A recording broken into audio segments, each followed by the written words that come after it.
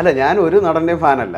ഞാൻ അതിനകത്ത് കംപ്ലൈൻറ്റ് കൊടുത്തപ്പം ഈ മോഹൻലാൽ എന്ന് പറയുന്ന നടൻ അദ്ദേഹം അതിനകത്ത് ഹോസ്റ്റാണ്.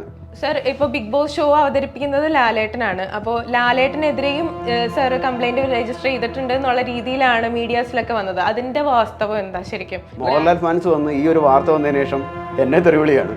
Kerala police wishes Padma Bhushan lieutenant colonel Mohanlal all the wishes on his 16th birthday and we are honored for recognizing on his memorable day എന്ന് പറഞ്ഞിട്ട് മെസ്സേജ് ഇട്ടു. സർ, ഇപ്പോൾ ബിഗ് ബോസ് ഷോ അവതരിപ്പിക്കുന്നത് ലാലേട്ടനാണ്. അപ്പോൾ ലാലേട്ടനെതിരെയും സർ കംപ്ലൈന്റ് രജിസ്റ്റർ ചെയ്തിട്ടുണ്ട് എന്നുള്ള രീതിയിലാണ് മീഡിയാസിലൊക്കെ വന്നത്. അതിന്റെ വാസ്തവം എന്താ ശരിക്കും? ഇനി സാർ എങ്ങനെ മമ്മൂട്ടി ഫാനാണോ? അല്ല, ഞാൻ ഒരു നടൻ്റെയും ഫാനല്ല. ഞാൻ അതിനകത്ത് കംപ്ലൈൻറ്റ് കൊടുത്തപ്പം ഈ മോഹൻലാൽ എന്ന് പറയുന്ന നടൻ അദ്ദേഹം അതിനകത്ത് ഹോസ്റ്റാണ്. ഹോസ്റ്റിന് ഈ പറയുന്ന സംഭവങ്ങൾ എല്ലാമായിട്ടും പുള്ളി അവെയറാണ്. അപ്പം പുള്ളിയുടെ അറിവില്ലാതെ അത് ഒന്നും ചെയ്യുന്നതായിട്ടും നമുക്കറിയാൻ പറ്റില്ല. ഇനി ഒരു കാര്യമുണ്ട്, പുള്ളി ചിലപ്പോൾ നമ്മൾ പറഞ്ഞു സ്ക്രിപ്റ്റഡ് ആണെന്ന്. പുള്ളി വന്ന് അവതരിപ്പിച്ചിട്ട് പുള്ളി പോരും. പുള്ളി ഇതിനകത്ത് നടക്കുന്ന സംഭവങ്ങൾ പോലും ചിലപ്പോൾ അറിയത്തില്ലായിരിക്കും. പുള്ളിക്ക് കൊടുത്തിരിക്കുന്ന സ്ക്രിപ്റ്റഡ് അനുസരിച്ചുള്ള കാര്യങ്ങൾ വന്ന് പറഞ്ഞിട്ട് പോകുന്നേ ഉള്ളായിരിക്കും. പക്ഷേ ഇതൊന്നും അറിയാതെ മോഹൻലാൽ ഫാൻസ് വന്ന് ഈ ഒരു വാർത്ത വന്നതിന് ശേഷം എന്നെ തെറിവിളിയാണ്.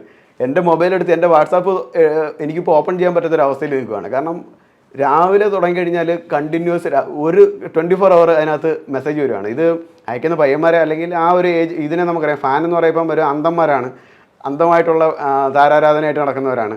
അവർ ആ ഒരു ലെവൽ. അപ്പോൾ ഞാൻ അതിനെ കൂടുതൽ അതിനെ മൈൻഡ് ചെയ്യുന്നില്ല. വേറെ ഒന്നും കൊണ്ടല്ല, ഞാനൊരു കംപ്ലയിൻറ്റ് കൊടുത്തു കഴിഞ്ഞാൽ ഇവർക്കെതിരെ പോലീസ് കേസെടുത്തു കഴിഞ്ഞാൽ പിന്നീട് അവർക്കത് അവരുടെ ലൈഫിൽ പ്രശ്നമാവും.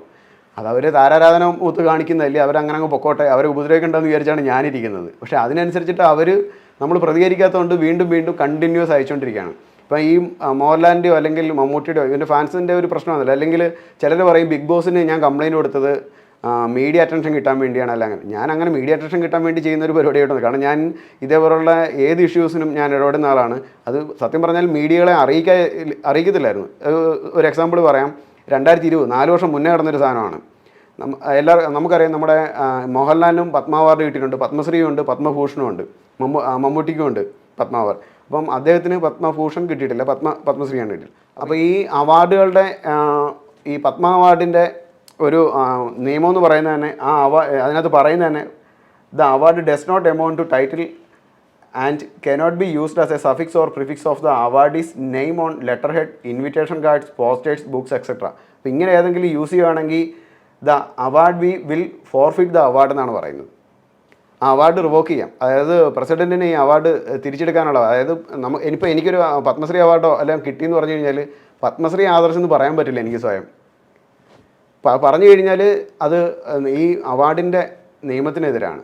അപ്പോൾ അങ്ങനെ യൂസ് ചെയ്യാൻ പറ്റത്തില്ല. അപ്പോൾ അതിൻ്റെ ഞാൻ കൊടുത്ത കംപ്ലയിൻറ്റ് എന്താണെന്ന് പറയാം. ഇതുപോലെ മമ്മൂട്ടിയുടെ ഒരു പേപ്പറിൽ ഒരു ഫുൾ പേജ് പരസ്യം വന്നിരുന്നു. അതൊരു ഗ്രൂപ്പ് കൊടുത്ത പരസ്യമാണ്.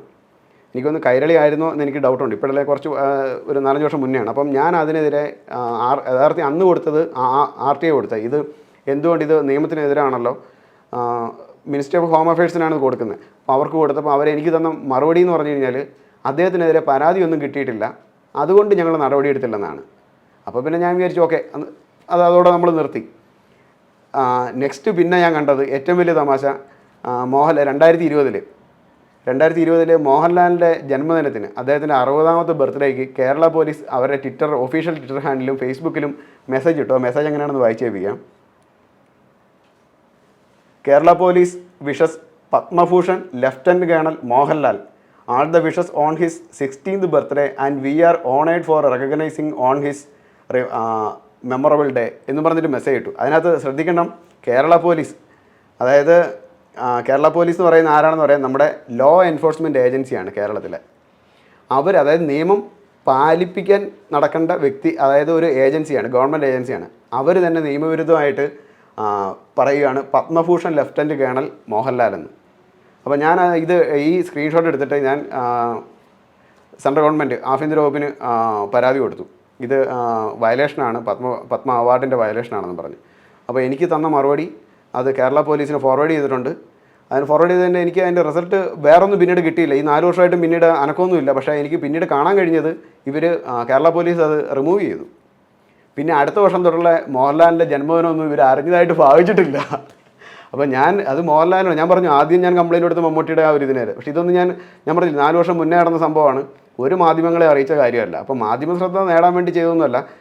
നിയമവിരുദ്ധമായിട്ട് എന്ത് കണ്ടാലും കംപ്ലൈൻറ്റ് കൊടുക്കുക, അല്ലെങ്കിൽ അതിനെതിരെ പോരാടുക എന്നുള്ള ഒരു ഇതുണ്ട്, അതുകൊണ്ട് ചെയ്യുന്നതാണ്.